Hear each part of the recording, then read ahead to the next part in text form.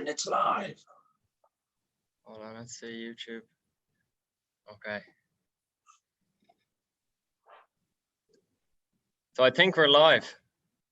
Says it's live for me anyway. We are, and it just caught me taking some chewing gum out of my mouth. That's awful. Anyway, so here in front of me is Jack Noone. He is a friend of mine. He's in County Wexford, and he's been all over the world. His journey is not one typical of a 21-year-old who went to private school in the leafy suburbs of South Dublin. While Jack has experienced things that we will all experience or have experienced at some point in our lives, two things were different with Jack. Firstly, his age. Jack's dad died when Jack was just 16 years old. And the second thing, and what I'm excited to talk about tonight, was how Jack responded to the things that happened in his life. So Jack, thanks for doing this. I want you to take me back to what you experienced when you were 16 years old, all those years ago. Yeah, thanks for having me, Fergus. Pleasure. Yeah, I had to grow up fairly early, and it started with Dad being sick. He had what we thought was a stroke. It turned out it wasn't. It was a brain tumor, and what happened was 9 months then of sickness and fighting, and it took his life. It was terminal. So yeah, I don't know. I was 16 at the time, and I reacted to it the only way I knew how to react to it, which for me at the time, at that age, was like a brave man, kind of, lock up the emotions. But it felt real. It didn't feel kind of, like macho man, look at me. It felt like this is what I wanted to do. I wanted to be strong, and I wanted to do all that sort of stuff. Sorry.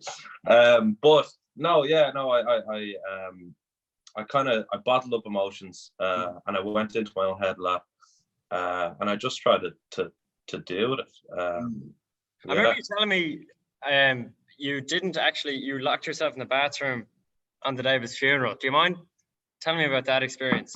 Yeah, I remember just sheer nerves, just didn't want to go. I didn't. Not only did I not want to go, I didn't think I could go. I was just sitting in the bathroom, and we were waiting to get a call, basically, to go down to the church. And my legs just weren't working, and I just couldn't. I was like, I actually can't attend my dad's funeral. And what an awful story that would be. And yeah, it was just absolute shell shock, like absolute shell shock. It's a crazy thing to experience. Yeah, it really is. It really is. It was so new. It was so nothing. I had no preparation for it, even though I had 9 months, which is a lot compared to what other people have. But no amount of time will ever be enough. But it was a strange thing, and I've never really asked you about this, because it wasn't just Jack suffering.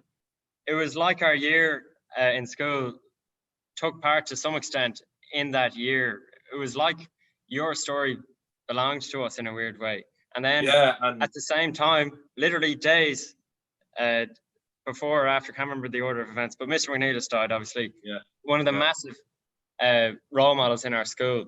So did you enjoy the public nature, if for want of a better word, of your grief? Or did you feel like a goldfish in a bowl? No. The one thing that really settled me is as we pulled into the church, I saw the whole year standing outside in the uniform, and it just stood out. That just completely straight away was like, wow, it was so powerful, so amazing. No, it definitely helped. It helped people taking on my suffering in a strange way. It helps. You don't have to do it all yourself. And yeah, I don't know. It really, like, I owe so much to a lot of people, because especially at the times I said I was bottling up, and I wasn't. Even like my close group of friends, I hadn't told them that, say, Dad was in hospital when he went into hospital, or I just kept everything to myself and played out like I was grand. But really, no, that support was unbelievable. Unbelievable. And then the teachers themselves, I think they all kind of took part in it too, you know. I think that's fair to say. Absolutely. It wasn't just the lads. I remember you coming in like that. Anyway, so that was November or September. It was September, the start of fifth year. And then tell me about fifth year in school. It's obviously the leaving cert is a bit down the line, but it's still at the front of many people's minds. You have, in our case, there are various trips. Like I know you went off to build houses. You took part. You were Sky Masterson in a musical. You met all sorts of people in all sorts of environments. And fifth year was a big time. And then there was a very notorious retreat that you would have participated in. So can you tell me a little bit about fifth year in school in the midst of all this? I can. Fifth year for me on paper was probably one of the best years of my life. I kind of just threw myself into things and just went for it without any real kind of conscious decision to do so. Things happened that way. As you said, there was a musical, which was something very foreign to me, and ended up getting a role in it and doing that, and trip away to Zambia. Again, just a lot of things happening, as you said, and I was there, a part of it, and I had no time really to. I wouldn't say I had no time to grieve, but I was just on the go. That's what kept me ticking over. And then leaving cert studies were nothing kind of I was paying attention to really. And I had a fairly good excuse for that as well. So I was grand and I was winging that. But I still managed to get a pretty respectable score, I must add. Yeah, well, anyway, that just proves how silly the system is, that someone like me can just, study for a couple of hours before the test and just, rock up with an all right score. It's outrageous, Fergus. Anyway, we'll be here for hours, otherwise we don't move on from that. But no, fifth year was, cracking year on paper. One big part was going to France that summer. Ireland were playing the Euros 2016, and myself, my brother, and good friend Ivan, we went off as soon as. So Dad was a massive football fan, soccer fan, I should say, for all your viewers. Yes. And he would have traveled around to all the Italia 90, all that kind of stuff, USA and Japan 2002. He traveled around. He's fanatic for Irish football and for football in general. And so as soon as we qualified, myself and Darren, my brother, were like, yeah, go on, we have to do this, we have to. And so we did, and we went to France, and we traveled around France for 3 weeks or so, and I was 17, and we were absolutely skimping, and it was gas cracked. Like it was just the funniest times, some funny stories, and it just that was big for me. That was like, oh, okay, this, I actually saved up a bit of money for this. Now I still probably owe Dara a lot of money from that trip, but we did it ourselves, just the two of us, and we hadn't really done anything like that. And it was like, oh, okay, this is possible. Tell me about the money side of it. You liked the survival kind of mode. Yeah, I remember we heard stories of people coming over to France for one night, spending like over $1,000, say like friends with a dad or something, and staying in hotels, and we just got on it early and got really cheap flights. We decided we were like, okay, we didn't know before the draw came out, we didn't know where Ireland were playing, so we're like, okay, let's just book flights to Paris. That's a base, and we can go wherever. It turns out the first game's in Paris. Cheap Ryanair flights, and then just got onto Airbnbs and just scroungy little places, eating pasta and fucking eggs, and it was chaos, drinking rosé like $2.50, and mad time. And then you go on. That was the summer, and was it a bit of a come down then to come back, or what take me through sixth year, like, or was the summer a bit more than that? Was there any other notable? I can't actually remember, to be honest. Well, there obviously wasn't, if I can't remember. But no, I think coming back into sixth year then was, I mean, during all this, like, my head was, it was a strange time. Like I was doing a lot, and looking back, it was great, and some great achievements. But it was a strange time, and there was a lot going on in my head, and there was just a lot of funkiness and a lot of grieving, and but in different ways, and in ways I can only see now in hindsight, looking back. But I didn't really know what was going on at the time. Just went for it. So 6th year just came and went, and again, no emphasis on study or. But at that point, I was starting to kind of figure some things out in my own head, and nothing major, but just the realization that life is short, and we have to do what we want, and that's why education for me wasn't big, because I didn't really believe in it, and I had this absolute slap in the face from life, and it put everything in perspective. So I was like, well, why would I spend hours and hours doing this thing that I don't really want to do? Yeah, it was a weird one, but I believed myself, and I was like, fuck it, no, yeah, I don't need a leaving cert. And it sounded funky at the time, and it was probably kind of naive rebellion, but it wasn't rebel without cause. It was rebellion for my own sake. Okay, so the obvious question when you question the system, which is a reasonable thing to do, and it's in many ways to be expected by a teenager, no matter their circumstances. The next question is what your parents probably ask you, or your granny or your teachers, well, what else would you be doing? Like, there's that fear of it's kind of like, yeah, obviously, none of us do want to study, but what else is there? So did you find a hard time answering that question, or how did you respond yes, in that way? Great question, Fergus. You're very good at this. Thanks, Jack. Yeah, no, that was a big thing, because I was very aware that I mean, I'd said it was like kind of naive rebellion, but actually, let's scrap that. You can edit that one out. I don't think it was.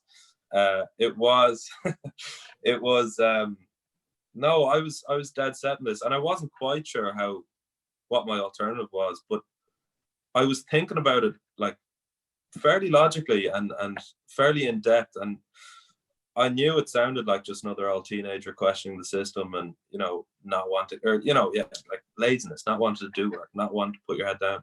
But it wasn't. I was like, this isn't for me. I want to do something else. I want to do something that I enjoyed, because I've seen what can happen, and life is very short, and you could die just like that, So do something that you enjoy. Do you think at that point, had you experienced that in Paris at its strongest, or was there something else? Like what is it that you were looking for? At that point, I had dreams of herding reindeer up with the Sami people in the north of Norway. That's kind of where my head was at. It was fairly out there, and it was fairly, I was kind of, I wanted to prove people wrong, but I also wanted to prove myself right, that something like that is possible. And it's something that I actually, to this day, have proved that it is right, and you can live life like that through other forms of traveling, which I'm sure we'll get onto. But it was kind of there was no plan put in place, but I knew I had a very, very visceral kind of sense of, no, we shouldn't be basically confided by this system and this way of going about things. And I just saw the cycle of school and college and degree and work and mortgages, and it just baffled me after what I, because I had great perspective from Dad dying, and it seemed so trivial, all that stuff. Probably, is that what you're saying? Absolutely. And I couldn't understand. I really couldn't understand why people were so, I wouldn't say happy to go along with it, but just kind of numb and went along with it. It didn't make sense to me at all after without believing in it, maybe. Yeah. Okay, so we've talked about the people around you. Then you go off. Is it true to say you went off on your own when you set off on the Camino on your way? Was it 5 weeks? Was that a bit of a milestone for you? And how did you cope with that loneliness? Like, I know for me, I can't put up with myself on my own for too long, you know. Yeah, yeah. I'd be interested to see how did you do in that? Yeah, that was like my trial run, you know. That was like, okay, can I really put my money where my mouth is, or am I just you know, talking shy? Excuse my French. But yeah, I set off and I was breaking it, because it was just so new again, and I didn't know what I was doing, and I had this vague idea that it's kind of like, it was just an absolute reality check again. Was that, you know, I had all these romantic ideas and great plans to, you know, live off the land, and I couldn't understand. I was trying to force down people's throat, like, why is it unnatural just to live off the land? Like, it's unnatural to be working in these buildings, and just, you know, spiraling thoughts that would happen to someone that age after going through, you know, dad dying, and dad, who, by the way, I was like extremely close to him. We all were, so very damaging. But yeah, the Camino, how did I do it? I don't know. I remember on the very first day, all I wanted to do was be in my bed. All I wanted to do. I was sitting in the south of France, just near the border of Spain, by myself. Like, didn't even have. I had a hostel booked, but it wasn't open, and I didn't know what I was doing. I really didn't know what I was doing, and I was like, all I want to do is just be back in my bed. And it just Literally back home. I thought you meant back in your bed, like. No, I want to be back in the comfort of my bed in Dublin. That's fine. You know, with a cup of tea by my side. Cap in hand. Yeah, absolutely. But I've learned that.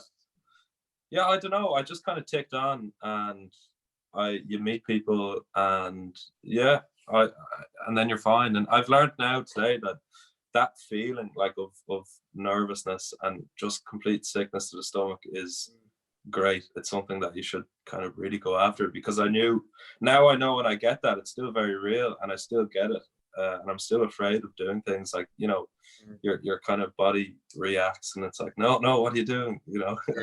Like, the safety modes come on. But now I know, like, okay, that's, at least I'm doing something worthwhile, at least, you know, because everything that I've done, I've got that feeling.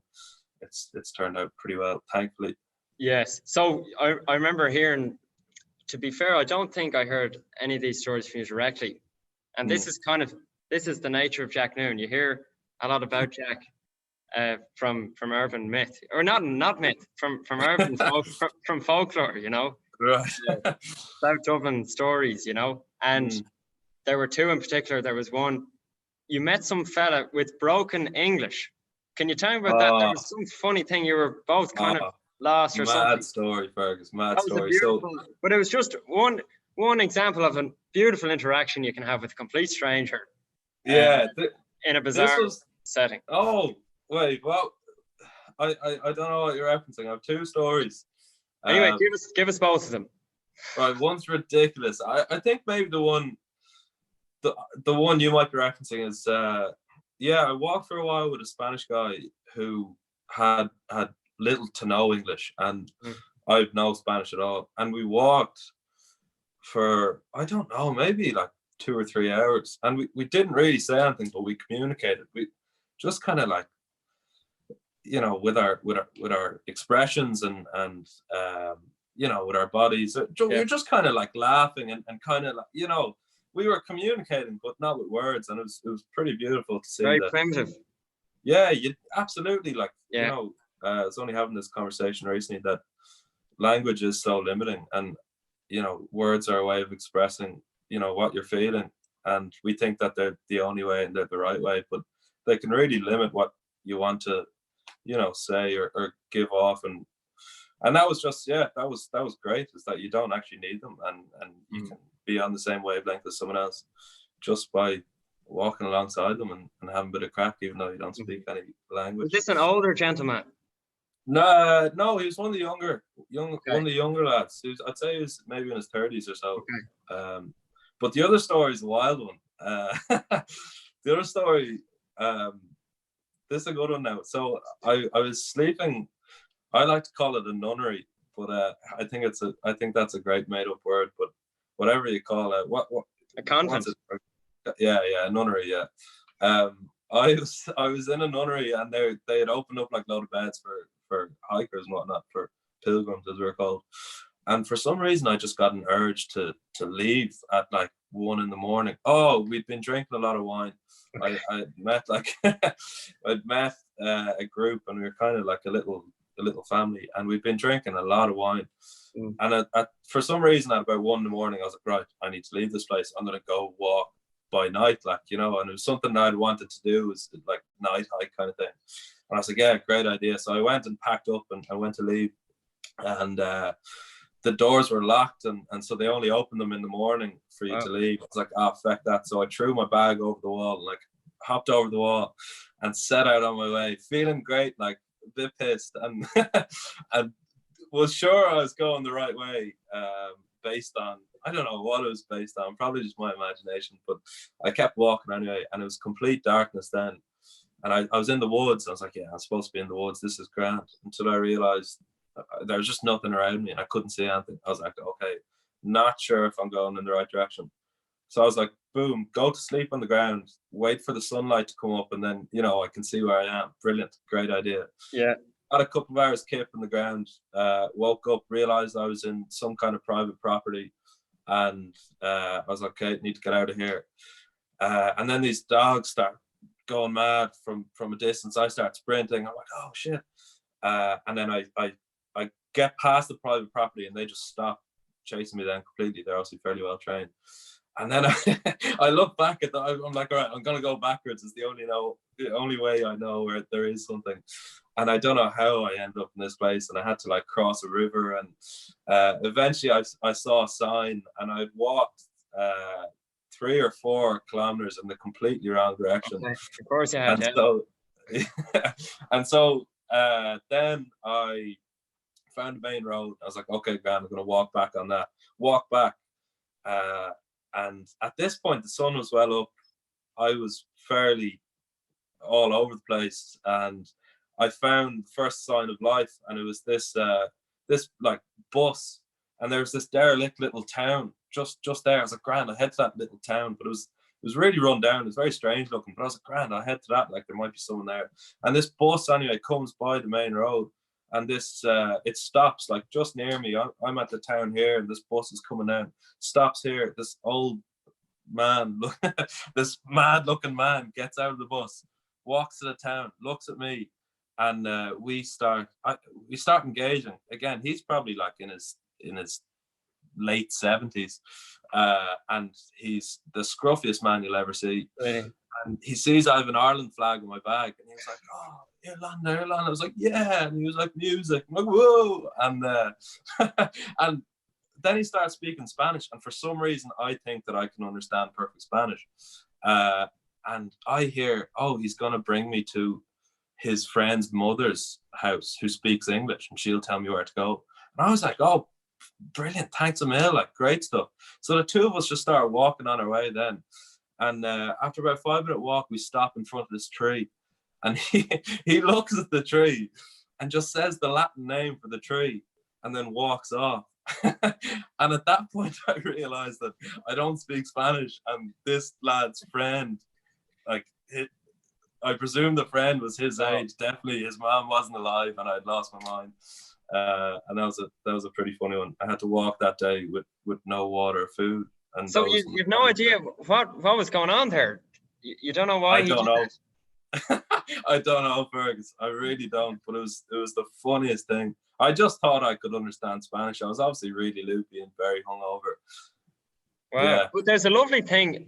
To be fair, we are, and I have experienced this to some extent as well. We're incredibly lucky to be able to, in your case, fly that flag, or in my case, absolutely speak, and people know immediately. One, you're foreign and you're different, but you're not foreign in a threatening way. Yeah. Or in a way that's treated with any hostility, in my experience, in a place where the stereotypes are that foreigners are treated with hostility. So the Irish people are not only on a level playing field with others, but we're actually privileged in that way. It's unbelievable. Yeah. And we don't deserve it. Us personally, we haven't earned that, but it's beautiful to enjoy that. Absolutely. And there's just a lovely familiarity that everyone feels with the Irish, particularly in America, I think. And you met a few American folks, did you not? Was that on the Camino or on another? Yeah, on the Camino. Yeah. Wow, lovely segue. God, you're really good at this, Jack, Fergus. you're ruining all my little tricks here. That was beautiful. That was. This wasn't rehearsed or anything as well. Can you believe No, it? that sure wasn't. It actually wasn't. No, yeah, I actually met a good few Americans in that trip. Two of them in particular. One, a lad I met on the very first day in that little town down south of France. He was like loud and obnoxious and very stereotypical, kind of an Irish person's, stereotype of what an American is. And I was like, yeah, he's a bit much. But I saw him on the first night and I started talking to him. And then I saw him on the first day walking and I was like, okay, grand, I've no mates. I'm going to walk with this guy. He's not going to be my mate. I'm going to pretty much like use him, as bad as that sounds. But, like it was such desperate times. I felt so alone, didn't know what to do. And so we walked that full day and yeah, it was a good time. But I was like, yeah, look, I'll ship this lad off when I meet some people who are more aligned with me. And fast forward however many days, 35 days or so, and I was walking with him into Santiago in the final. We stayed together the whole time. And still in touch with him now, and still, yeah, good friend. And yeah, it's mad how it works. And another woman, Shelby is her name. We had an amazing connection, still do. I'm still very close with Shelby. I met her dad had just committed suicide 2 or 3 months before she came, and we kind of bonded over that. Well, we didn't bond over that, but you know what I mean. We had a lot in common to talk about there, and yeah, she is an incredible woman. She came after that happened to Europe. Like coming, from the States to Europe is a pretty big deal. I suppose it's like us going over there, like you. It's a big deal. It's not like traveling just to Spain or through Europe. And yeah, she was just so strong and so amazing. And the three of us in particular, we hit it off. And yeah, friends. The lovely thing about that is that you did continue it. It wasn't just like there's the come back to another stereotype, the one night stand of the Leaving Cert holiday, or something like that. But this was a sustained, lifelong connection that you're having with someone. And funny, I just said Leaving Cert holiday. This kind of was your Leaving Cert holiday in a way, was it? Was this it after? Was. Yeah. But anyway, all I was going to say was I actually met you, and I can't remember the fella's name. What was his name? We were watching the World Cup final. Hugh. Yeah, completely forgot about that. What was his name? Hugh. Okay, and we were drinking a pint of Guinness. Was it Croatia were playing France? Was it? I completely forgot about that. Yeah. In Boston. So coming full circle there, it was mad. That is mad. That was summer of 2018. But anyway, you clearly had a wonderful time on the Camino. Then, again, to come back to the legend that surrounds the cult of personality around Jack Noone, there was this whole thing. There was, Jack's going to Galway, right? And everyone knew that Jack was going to Galway. And very few people from our background take the decision to leave Dublin to study somewhere else in Ireland, because the best universities in Ireland on paper are in Dublin. So why would you leave? You have to pay rent elsewhere, you have to cook your own food, etc., etc. And you're leaving the top table, So then the Galway thing, can you tell me about the attraction that Galway has? Because I personally shared it. I put Galway number one on my CAO, very much to the upset of my parents. They really didn't like it. But anyway, absolutely. Can you talk about that? Why was Galway attractive? For me, it was a form of continuous travel. It was all about the experience, and me at that point was all I was about was experience, and I wanted to, again, this however old I was then, 18-year-old, seeing how fragile life can be and how short it can be. I was like, well, I'm gonna do what I want to do, and I want to experience things, and I don't want to slog away at something, and I don't want to. And I'd seen like my older siblings had gone to Dublin and for college, and it it just seemed as if it was the same old thing, like, the same old thing we'd experienced for what, like 6 years and the years before that. But I just wanted something new. I wanted another challenge. I wanted to prove to myself that, yeah, look, I can do these things, and put my money where my mouth is, and Yes. just, yeah, a new life, new experiences, all that kind of good stuff. And That's then what you comes go about. in what, August presumably, and Yeah. how did it live up to the hopes and expectations that you had? Yeah, Galway is a very interesting ride. I went in very overconfident, and I remember my mom was away and everyone was away, I think. So I moved out of the house by myself, and I was like, yeah, that, grand, whatever, and got the bus down because I had just come off the back of 5 weeks of, hiking through Spain, Mm, um, by myself, and having this amazing time. And I felt as if, yeah, Galway, like moving out to Galway, that's nothing, compared to, well, one, like experiencing dad dying, and then two, like, going off and doing all these mad things, and like France the year before that, and the on paper the great year of fifth year. I was like, yeah, whatever.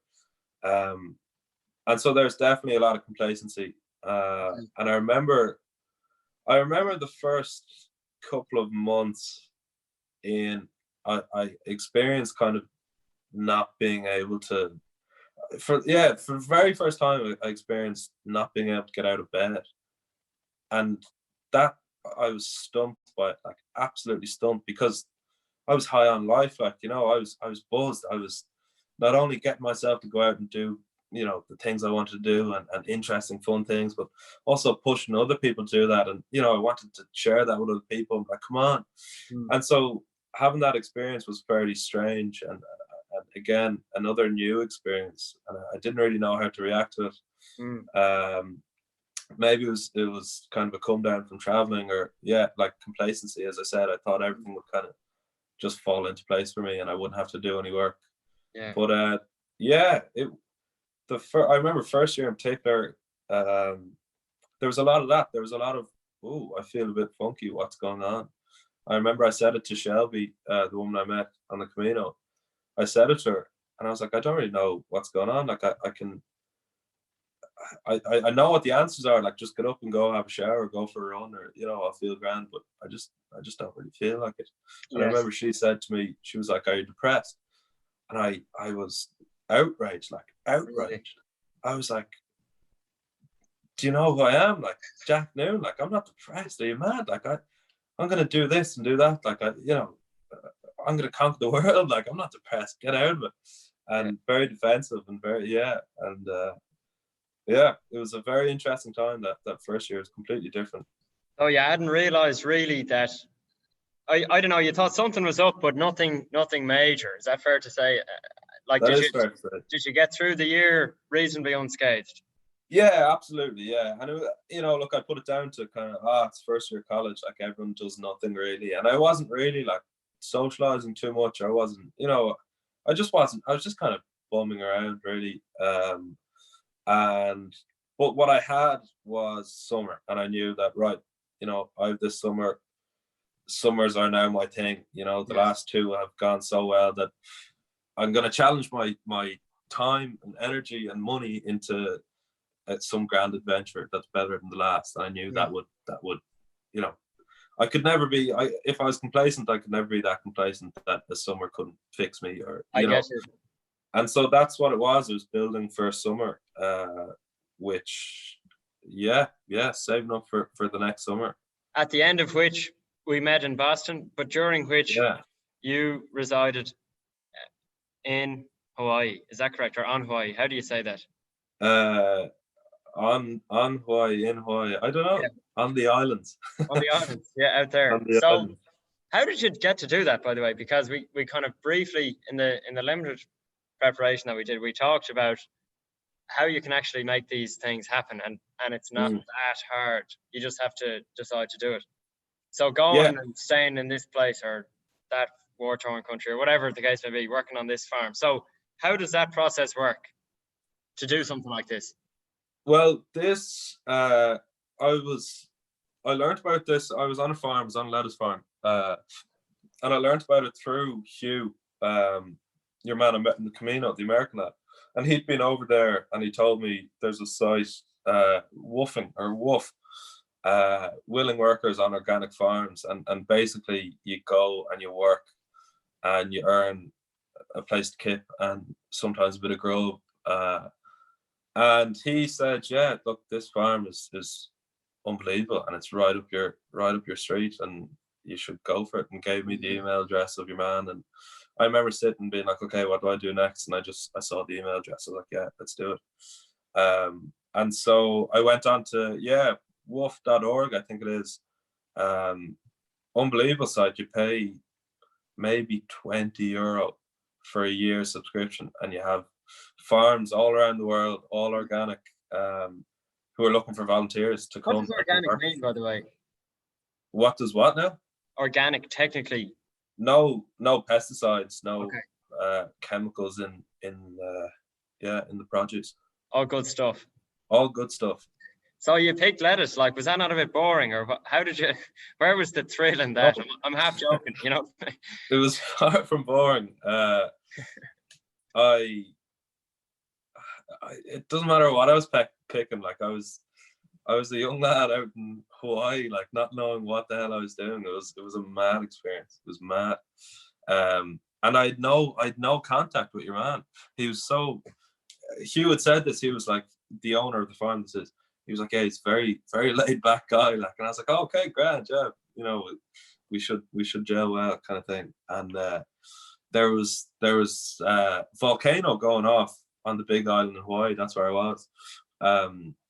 And Kilauea was the name of the volcano, and it was like the worst eruption in years. And it made like our news, you know. That's how bad it was. And I was like, all right, am I going? Like, is this a thing? So I emailed your man, Barry's the name, and I was like, what's the crack with the volcano? Like, will my flight be cancelled, or what's going on? He was like, no worries. Like, see you whenever you're here, type thing. Like, didn't ask me when I was coming. And I remember when I was getting there, I got another email, and I could only work on Wi-Fi. I only had like a shitty little phone, and I got an email being like, look out for a small but tall blue van. And that's all the info I got. Wow. I was like, okay, grand. So I rocked up like on Big Island in Hawaii, which isn't like fairly populated. It's like a farming island pretty much, and a tiny little airport. I'm like, what the hell's going on? And again, it's that feeling of shit, you know, get me home. What am I doing? I've made an absolute muck of this. And then this small, tall, blue van. It's actually a perfect description for a van. I wish I had a photo of it. It actually just made so much sense when I saw it. Pulled up with no doors, and a lad with dreadlocks and three of them hanging out the back. And it was like, Jack. And I was like, yeah. And that was the start of the great. You had a bit of an afro on yourself probably at this stage as well, didn't you? I don't know what I had. I'd say I put something. But how did they recognize you? How did they know who you were? So I had a big bag on, looked like an idiot, to be honest. Standing there, look, because everyone who like, there's no real tourists coming in on that side. I was on the east coast. On the west coast, there's a good few tourists. So everyone was kind of going about their business, and I was there standing with this massive rucksack on my back, kind of like looking around with an Irish flag hanging off, you know. Yes. So then they're just shouting out. Did you find a real community there on that farm? Like, you clearly didn't have much dealings with the fella in charge, but then I remember you saying something about music or something. You would be like, I don't know, did you buy a traditional instrument, or were you playing or singing or what? No, we'd have fires, just campfires, and the people here on that farm were, I thought, like, at the time, you know, again, everything I'd been through and my experience, I was like, okay, I'm a fairly deep thinker, like, you know, I look at the world differently, like, fair play to me, and I got there, and I was so out of my depth, like so out of my depth. These people, outrageously spiritual, like to a point that you wouldn't even believe. And I was like, what's going on? Like, I can't engage with this. Like, I have no idea what's going on. I'm just a simple old Irish boy, like. And but no, over time, we campfires were a big thing. Like, we'd get a fire going, and it's a very spiritual place, like very, very spiritual. Even at the time, when the volcano was going off and destroying a load of land and a load of property and stuff. And I talked to people who'd lost their houses and stuff. They were like, "Oh no, Pele, who is the goddess of fire, Pele is creating new land for us," kind of thing. And this is great. It's like rebirth, and everyone's like, "Yeah, Pele's brought you here for a reason," and all that kind of stuff. So all that was going on, and as when there's a fire, it's a complete, yeah, it's a very communal thing. There's a kind of ancient tradition that you're not allowed to blow into the fire to start it, because that means you put your mana, which is your spirit, into the fire. So if you blow into the fire to get it going, then it's closed off only to you. So Wow. either you don't blow in it, or else everyone has to blow in it. And so you'd have these fires, and it's complete freedom. Like, everyone was just so free to express themselves. And yeah, there were instruments. There were kind of like, singing bowls and Asian flutes and our voices and drums, and yeah, you'd just be sitting around the fire and just making noises, and yeah, music was big. It was a cool expression over there. So when you say that you were out of your depth, what do you mean? Like, in what sense were these people more advanced than you were? Well, they were so disconnected to what we would call the real world and society, and yeah, absolutely hippies, like just massive hippies, and like no bank accounts, no nothing, like just and that's what I mean by when I said earlier that I realized there in Hawaii that, oh shit, I can actually do this. Like, I was essentially living off the land. Like, we were eating what grew in the farm, and I wasn't paying any money. I was working, and I was actually getting $50 a week for extra food. And I was like, yeah, actually, these people have been here for years. Like, they've been doing it. This is not some romantic idea I have in my head. Like, this is legit. Like, I'm doing it. Like, yeah, it's real, and right, it took a bit of, like, a lot of risk, and it was pretty scary, but it is real. And that was a pretty great feeling. I want to use this as a way to compare two things. There's obviously the Camino originated, I think, by Christian pilgrims of some description. This is terribly ignorant of me, but it's something to do with St. James, right? And then, so that's where the Camino came from. Obviously, you don't need to be praying the rosary to walk the Camino. And then you went and you said they were thanking this god. What was the name of the god? Pele. Pele. And so these were two theistic ways of looking at the world.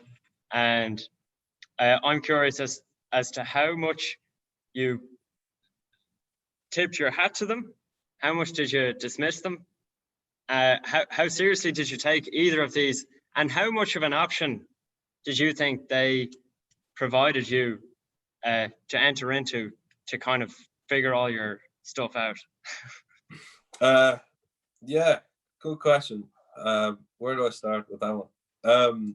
Well, let's start from the start. You were presumably baptized. You presumably made your first communion. You probably made your confirmation in Holly Park. Then you went to a Jesuit school for 6 years. You had one priest teaching you, and he was a big fan of yours, but he wasn't a very conventional Orthodox soldier of the Catholic Church. So that's a bit of religious context, very, very, very, very broadly speaking, in your life, I would say, from what I can see. And then but I don't know any more. Do you know what I mean? Yeah. So, like, no, religion was never a thing for me, really. And that teacher you're saying, Kenny O'Brien, amazing man, his thing was, God is love, and that's it, and what a simple way. And he always said, like 51% believe in God and all this kind of stuff. And he was an incredibly person to have around, because I could kind of see through religion and it at its bare bones, and not the formalized stuff and what it looked like from the outside. I could see that actually, look, God is love. Like, just love people, like, be a good person. And I took the kind of, I took those kind of lessons and brought it into my life, but it was never in any kind of practicing way, or never in any way that I'd call myself even a practicing Catholic, really. Like, I'd never go to mass and never it was just more like lessons learned from those kind of things. And on the Camino, there was nothing there was no religion really on the Camino. Okay. It was I mean, there was, like, for people, and it is a kind of, you know, religious pilgrimage, but for me it wasn't. For me, it was an adventure. And and I was figuring things out, and I was thinking about life very differently, and Yes. that didn't no, it was never a faith there really. It was more Fair just enough. trying to figure out things. And then in Hawaii, then that's actually a good question in terms of Hawaii, because in Camino it's very simple, just no, really, you know. But in Hawaii, it was very hard to access, like, you know, whatever it was that was going on over there, because basically I was so amateur to it all, that what's the point for some of these people to start from scratch with me? And, like, you know, they were just had I basically, it was kind of like they had my thoughts years before, you know, because I was only new to opening my eyes up to, oh shit, it doesn't have to go this way, and life doesn't have to be like that. But one lad in particular, Dino's his name, amazing lad. He just had an ability to connect with all things, like plants, animals, people, you know, a little all Irish lad. And so we had great crack, you know. And then he also expressed, like, you know, his kind of, I don't even know if I call them beliefs, like just his spirituality and that kind of stuff. But it's not a very satisfying answer to your question, but Well, kind of no, and not really. It reflects a dissatisfaction that you have with what has been presented to you so far. Yeah. As you see it, presumably. So that was Hawaii, and then were you pumped up then to go back to Galway now? Like, that's probably the most barefoot experience you had, is it? Yeah, and The it was most, very barefoot. I spent a lot of time barefoot. yeah. But And there's plenty of that in Galway too. Like, there's a lot of oddballs out there. Sorry, I'm not being patronizing here. Like, I say this with no, I'm the oddest ball admiration. there is. Don't worry. You know what I mean. Like, there Oh, are absolutely, yeah. there are those types out in Galway, and they have the art scene, and then you go out to Connemara, and there's all sorts going on out there. Not necessarily like 1960s peace sign, but they are they are off the grid in their own way out in Galway. So it's lovely. So did you? It doesn't seem you found that in your first year in Galway, but tell us about the second year and how you saw that going in and how it went. Yeah, I can't think of the transition really, but I can only picture myself in second year, and I don't know what happened. I don't know. I presume those feelings were there of, you know, aspiration to kind of bring this new life and new experience that I found into the daily routine, like, you know, and to basically bring Hawaii to Galway. But well, all I can remember from second year is first year carried on, and again, noticing this, I probably attribute it to post-traveling blues, like, you know, coming back and having to deal with the so-called real world and the just the daily goings on of kind of mundanity, really.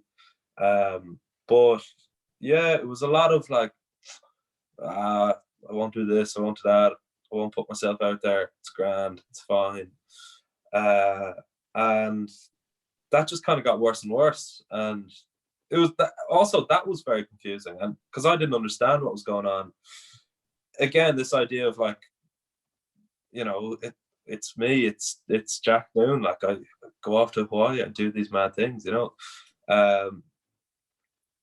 So yeah, it was just very confusing. But no, I really didn't spread my wings at all.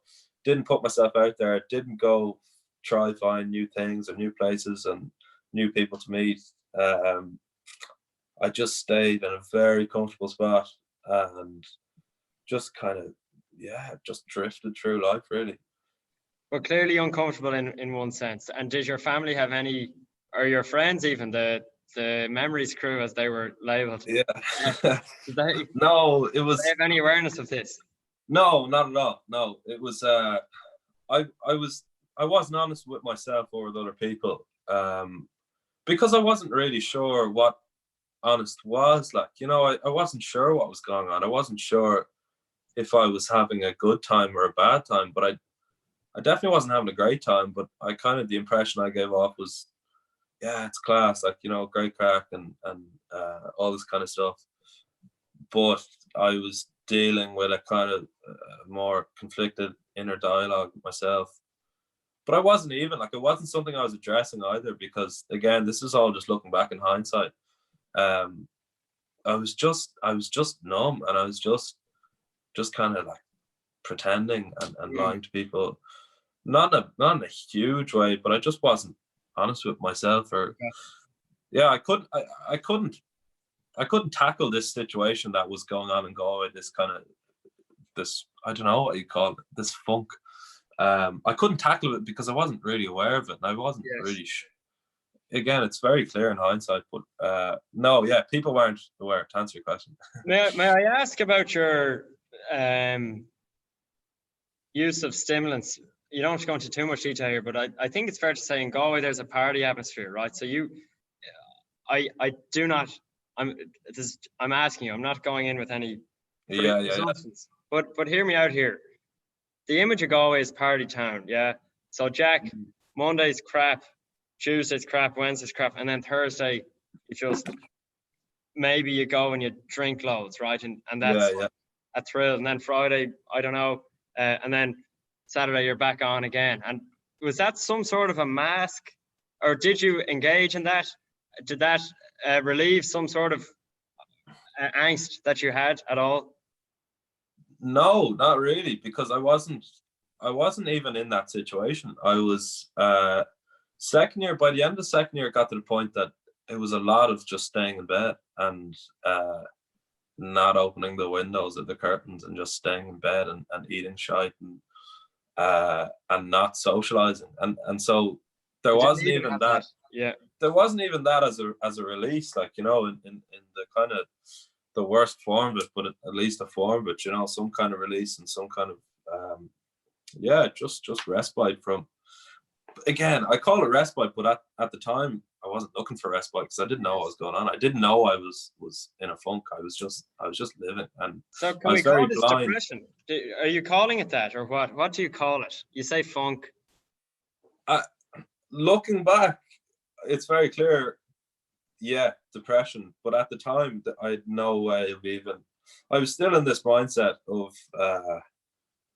I think I'd lost myself. Like, I'd lost who I was, but I knew who I was. Like, 'cause from, objectively on paper, like from what I've achieved and what I'd done, I knew who I was, but I wasn't. I felt very distant from that person, and I was kind of like. I just remember, like, I wanted to like things that I knew I would like, but I just couldn't, and I didn't know why. And I just lost who I was and what I like to do and what kind of stimulates me. And it was very strange. It was a very weird and gradual time, of kind of like, I was talking to someone the other day, and I explained it as kind of, what's the old saying, like moss rolling on a hill or something like that. I saw it as like a snowball, snowballs rolling down the hill and gets bigger and bigger. That's what it was. It was just kind of like gradually just, things aren't great, but they're fine. Like, it's nothing too bad, but kind of first year happened. I was like, okay, it's fine. I went traveling. Then second year happens, like, okay, this isn't great. It's getting worse. And it got to the point by the end of second year, it was, I wasn't socializing at all, and it was just a lot of excuses. It was a lot of like, I'm fine because I know what I can do and what I've achieved, kind of thing.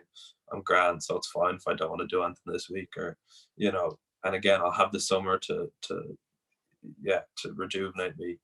But the reality of it was that I was getting afraid to even go into my kitchen and face my housemates, and wasn't going to college at all. Like I was gonna college was not say, a thing. academically, were the exams out the window? Like, or Christmas? Yeah, Did you yeah. do So in first year, it was kind of like, yeah, I had done the usual thing, which is just scrape by last minute, and I was like, yeah, that's fine. Like, again, just shows how silly the system is. And then second year was like that again, but that's what I was telling myself, and I was like, yeah, I'll just do it last minute. And I remember the Christmas exams, I wanted to see how far I could push it, kind of like, it was like, because I remember the leaving cert was literally like the morning of, and I remember I didn't even know what Hamlet was about, like the morning of our English paper, that kind of stuff. And it was like, yeah, look, I'm going to push it and going to see how silly it is. And I ended up like not going to the exams at all at Christmas. And to me, yeah, again, this was this kind of like, you know, me standing up for myself and like, oh, feck it. But really, I couldn't face it. I hadn't been going to college. I, I, I felt, I hadn't been socializing. I felt shy. But I didn't know I felt shy. It was all very, very confusing. Yeah, very, very confusing time. But at the end of second year, that's when I realized I was honest with myself. I was like, okay, do you know what? I haven't done anything. I haven't done anything in Go. I haven't made any kind of long lasting memories or interactions, or and I only have 1 year left. I was doing a 3-year degree. And so that was massive for me. That was like, yes, brilliant. I realized now, and I got the vision back. I was like, this is who I am. Great. And that came, I think, before I was going to sit the summer exams. And then I realized, no, I'm not going to sit them because I want to do the year again. So I have an extra 2 years so I can salvage the whole situation and do Go the way I wanted to do it, like with experience and put myself out there, and mad crack and adventures and that kind of thing. But I remember when I had that moment of realization, and I was really proud of it, like really happy. I was like, yes, great, this funk or whatever it was is over. I knew who I was again. I just remember like a couple of weeks after that, things would trigger me, like little tiny things. And I thought everything was clear. Everything was, you know, we were good to go here. Like, I'm back on track. But things I remember, like even playing PlayStation with the brother, and we'd concede or something, like just score a goal. Someone else would score a goal, and my whole day was just ruined. Like ruined. I was so down and so just devastated, and it was very scary because I was like, I don't have control over this. Like, I feel fine. Like, I know who I am again. I know what the crack is, but I don't know, like, what's going on. So a very confusing time, which led into then another trip, another summer. You know, before we go into the summer, I'm just gonna pause. You mute yourself and the video, and I'll just say something to you on Skype here. Sorry. Okay, no worries. How do I do that? Oh, mute.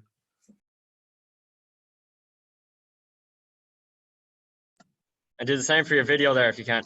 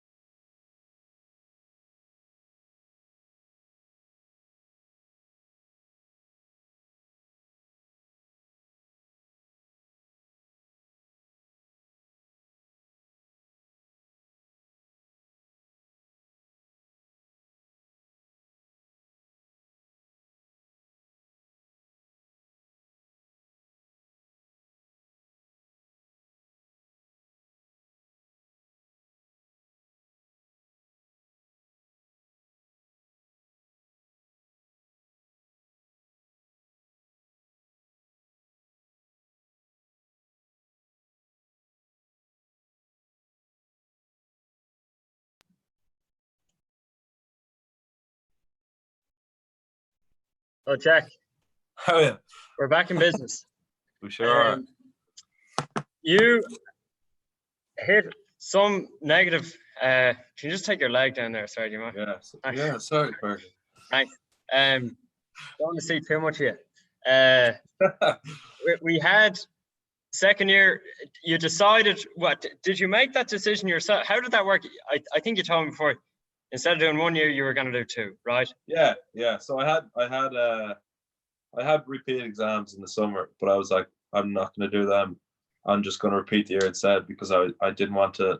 I knew what happened. I just kind of again last minute them, and then probably last minute the year after that. And I wanted like it was such a great opportunity for me to be there and go. And I wanted to make the most of it, and I wanted to look back at it and say, yeah, that was a great time. That was amazing. And but you set off? I set off that summer. Yes. Yeah. So at that point, things were pretty strange with regards to my head and what was going on. This idea of just being brought down by random things pretty aggressively, and it was very confusing, like the whole second year was. And even like my description of it there was very long-winded, and it was very like back and forth, and because even trying to tap into that mindset now, it's just very difficult. It was just a very strange time. But anyway, yeah, I had this again this summer, and I was feeling very strange and very like losing control of my own emotions. But I knew, bang, I'll go away and I'll be back to my best as I always am. So I went to Israel first that summer, which was a pretty wild time. I went to work in a hostel in Israel. It was a mad old time. It's a funny place to decide to go to, Jack. It's not a very welcoming country, I've heard. Yeah, no, absolutely. Quite a controversial place to go to as well. Given the kind of similarities between the situation here, however many years ago in Palestine, with oppression, and yeah, I got a lot of hate from my sister anyway for going. Yeah, big time, and for funding, like basically funding their government with flights and my expenses over there as a tourist, going into government funding, which is being used to fight the Palestinians. But hey, that's awful political now, isn't it? We wouldn't want to get into that. Anyway, yeah, there's obviously a discussion. There's obviously a discussion that neither of us are equipped to have. But that's an interesting way of putting it. I don't know what I put it that way. But anyway, you decided to defy your sister's objections. Yeah. But why? Sorry, why on earth? Why Israel? Great question. Exactly. Great question. Funny enough, the year before, I had a good few people over to the house to watch Eurovision, the final. I don't really know why. There was nothing on, and we saw that was on. We're like, yeah, let's make a thing out of it. And I kind of said there and then, I was like, right, I'm going to go next year to whoever wins Eurovision. I'm going to go there. Wow. And Israel won, and I was like, nah, fuck that, I'm not going to Israel. And it's not even in Europe. No. You have Australia and all sorts of like half the countries in Eurovision. Yeah, exactly. Yeah.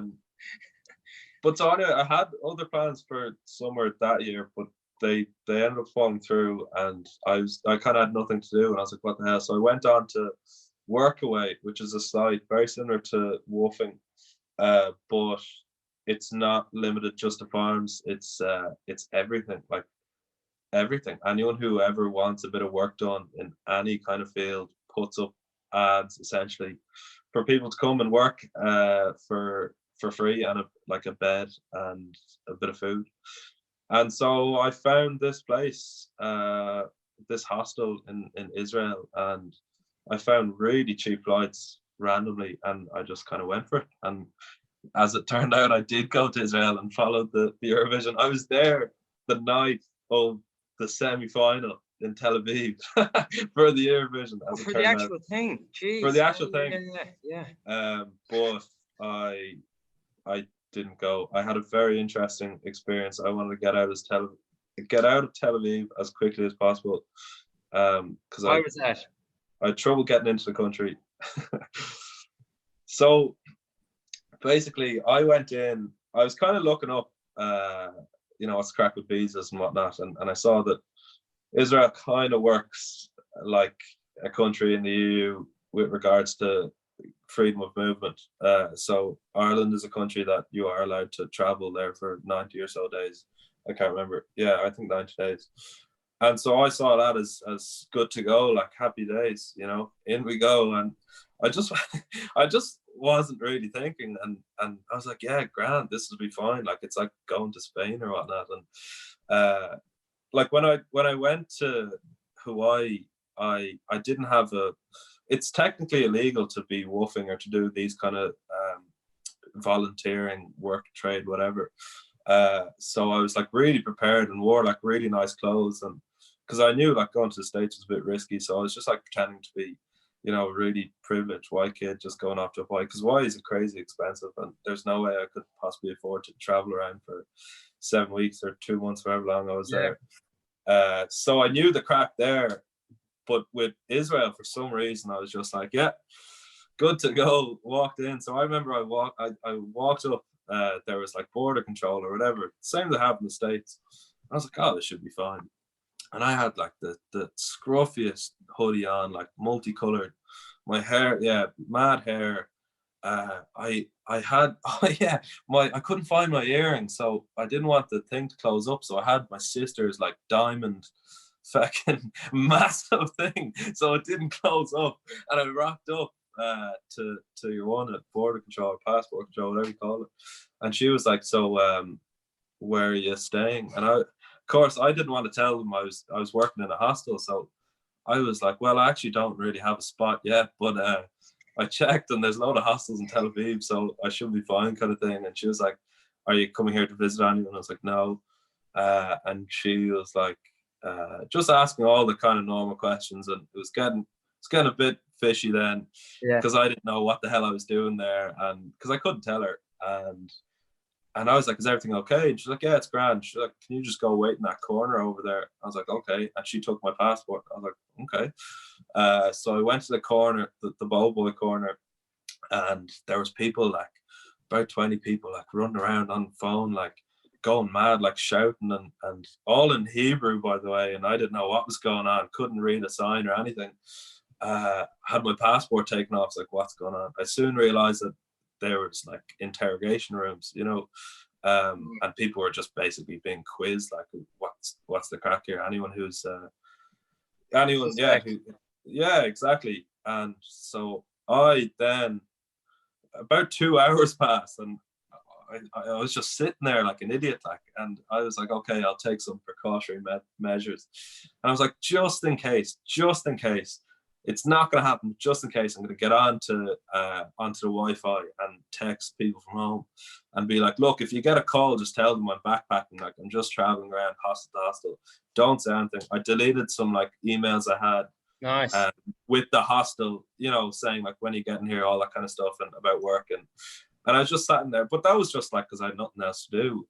And eventually my name gets called, and I'm brought with this group down some hallway and downstairs into a basement, and we're just sitting there, and again, like, everyone shouting, and me not knowing what was going on, trying to ask like a guard or whatnot what was going on, didn't get anything, just completely left in the dark. And I was just sitting there like, oh, fair enough.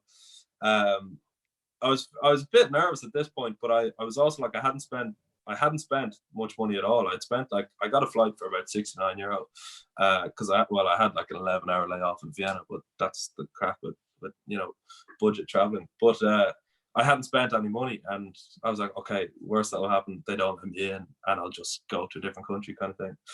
And so we were kept down that basement for about an hour or two, and then back upstairs where I was. And I'd say about 5.5 hours passed before my name was called again, and I got brought into a room. Okay. And some lad in uniform, and he was like, "I'm starving, Jack." Good question. Anyway, go on. I think there was a vending machine or so. You're calling yeah, in. I was fine. I was surviving though. It was great. So anyway, I was brought into the room, and yeah, I'm so and so. what are you doing here? Always ask the same kind of questions. Like, are you meeting anyone? And I was kind of like trying to, I was like, I'll be tactical here, and as if I've done nothing wrong and I'm doing nothing wrong. Be like, oh, this is outrageous. Why am I being held up for so long? Whereas I was like, you've got the right guy. Fair play to you. I'm coming into work illegally. And so he was like, yeah, like, are you meeting someone here? I was like, oh, I wish, like, no one. And just just kind of joke off at him. And then he was like, do you know what's going on here? And I was like, I do. And he was like, how do you know what's going on here? Like, with regards to Israel and Palestine. And I was like, well, I, read the news and try to keep up to date kind of thing. And he was like, what did he say then? He was like, do you plan to go into Palestine? And I was like, no. And he was like, that's a very definite answer. Like, why are you so sure? And I was like, well, I just don't want to put myself in a position where there's any potential danger or whatnot. I'm not here for political reasons. And then he was like, can I see your phone? And I was like, yeah, grand. And I whipped out my phone, which is a little tiny pink thing. This little phone that was pink, and it was spray painted, and it was just like a block, like, You didn't give him a smartphone, obviously. Did you have two phones with you? It was an iPod. I was on the Wi-Fi. It was an iPod Touch. And so I whipped out my phone, and he was like, obviously not happy. He was like, what's the crack with this? Like, how do you get in touch with your family and all that kind of stuff? And I was like, oh, well, I have this iPod. I can go onto the internet with that. And he was like, can I see that? And there was a lot more questions. Like, I was in there for about an hour, I'd say. And I was like, yeah, sure. And he was like, open it up for me. And he opened it up. And no joke, he sat scrolling on the iPod for 10 minutes or so, 5 to 10 minutes, at which point I started absolutely breaking it. Because before I was like, because also I knew I deleted a few messages and stuff, but I also knew I had a lot of emails still like below, and a lot of like messages to friends, being like, yeah, I'm going to Israel to work in the hospital and all that kind of stuff. So before I was like, okay, I'll just go. I won't get let in. That's fine. I'll go to a different country. But now I was like, they're gonna find out that I was lying to them, and they're gonna do some damage for that. These Israelis aren't the friendliest of people when it comes to authority and that kind of stuff. So that was scary. I was just like shaking in my seat, like, oh shit, he's gonna see the emails. And after about 10 minutes, he just hands me my iPod and the visa and just goes, I'm worried about you, Jack. Keep a low profile.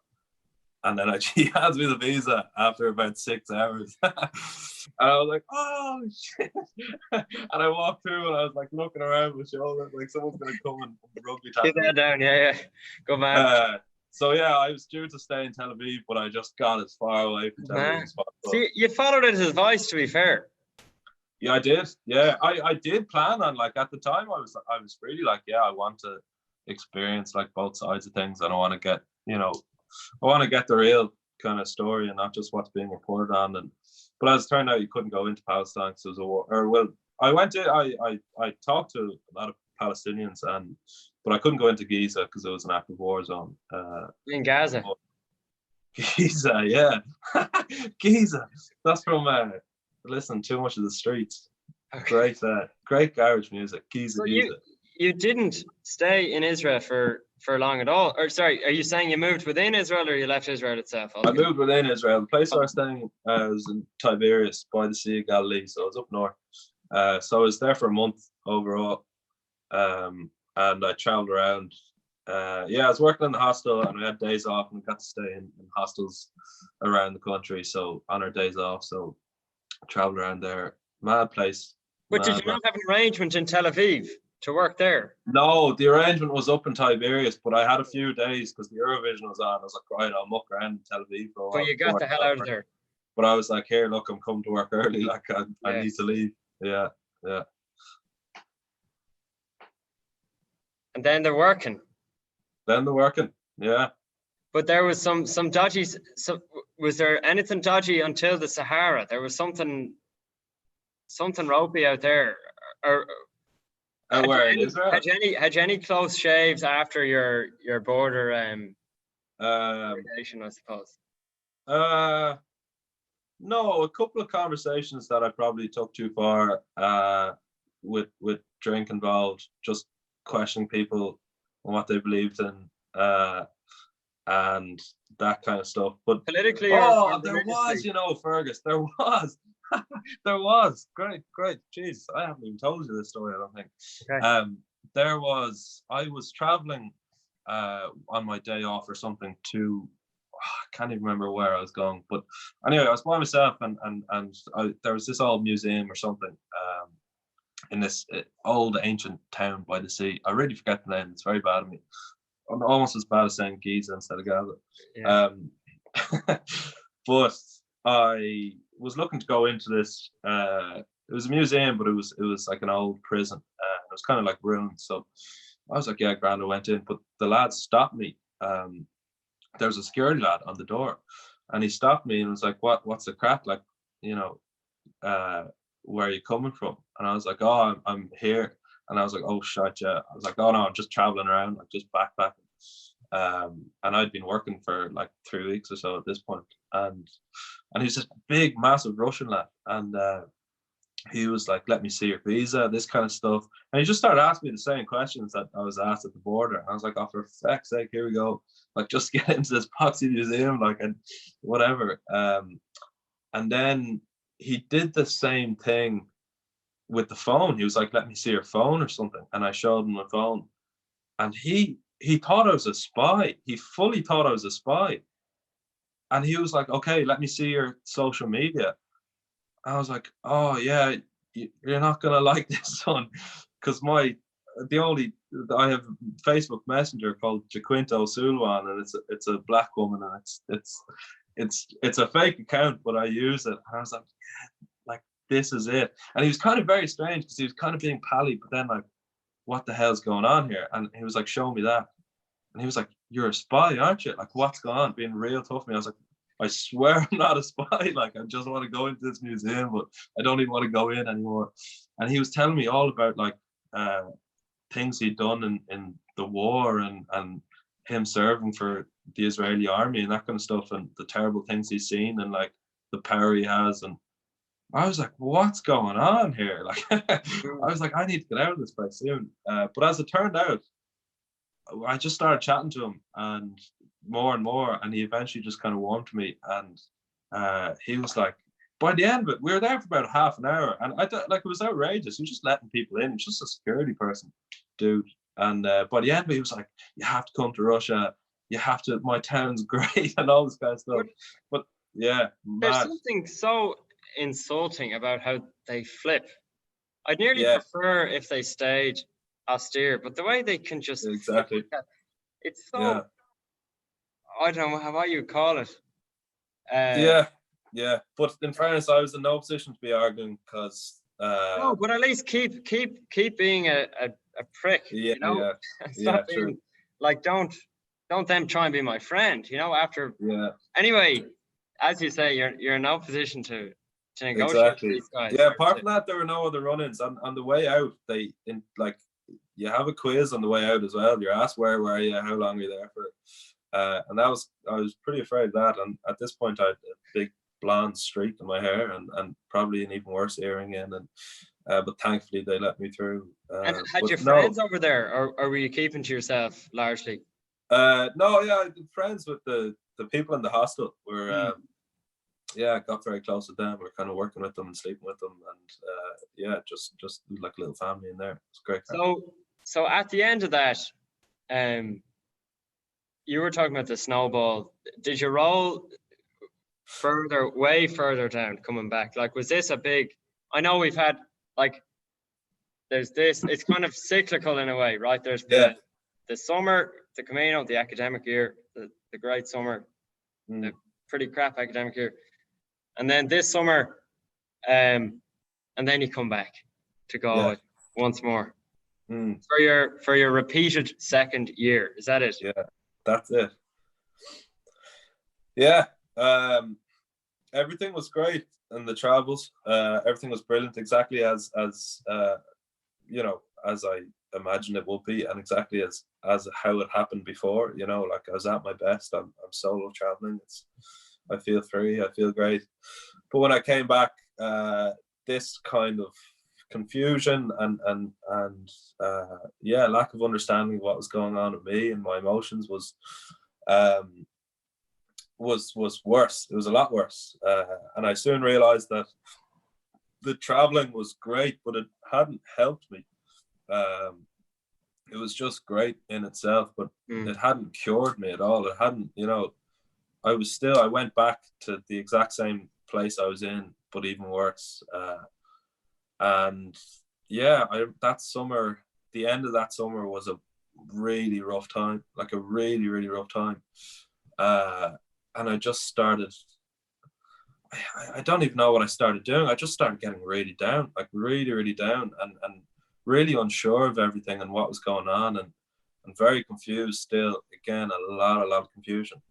And I was there like, well, this is supposed to be my year of salvation in Galway, how is this going to work? Like, what's going on in my head? And I remember in particular, there was one night I called the Matt Britton Carpets night, and it was a few of us were drinking at my house, and myself and good friend Josh were the last two left over, and he was going to get a taxi, and I was like, no, we'll walk for a bit. I don't know where. We'll just walk and chat. And so we did, and we walked into Slorgan, just near where I live, and we see there's a Matt Britton Carpets, a shop that sells carpets, and we kind of sat in the wall just looking at it, and we're just like, what's going on? Like, why is there this shop that sells carpets, and why does the world work the way that it does, and why is this normal for people who just kind of just live their daily lives and go to work and buy a carpet whenever you need it? It was this very strange moment where it was just kind of like very, very disconnected from the normal goings on, and it all seemed a bit alien. And so anyway, he got in the taxi home anyway, and I walked back home, but this feeling kind of continued, and then some, of what's going on, and where do I fit into all this, and I don't belong here. And I remember specifically, like, I felt like I was zooming back, like I just felt like I was distancing myself so far from first, like, Matt Britton Carpets and Ireland and our society, and then civilization, human civilization, and then the planet. And I just felt myself drifting away to the point where I was like, family didn't mean anything to me, friends didn't mean anything to me, nothing had a meaning to me at all. And I remember walking home being like, what the hell do I do? This is not good. Like, do I call an ambulance, or what would I say to an ambulance? Like, what's going on? And it was a very awful time. And I remember specifically as well, like, thinking that if there was a car coming, I wasn't going to jump in front of a car, but I wasn't going to jump out of the way if it was coming to hit me like that.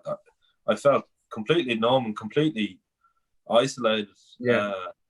And yeah, so that was just before going back to Galway.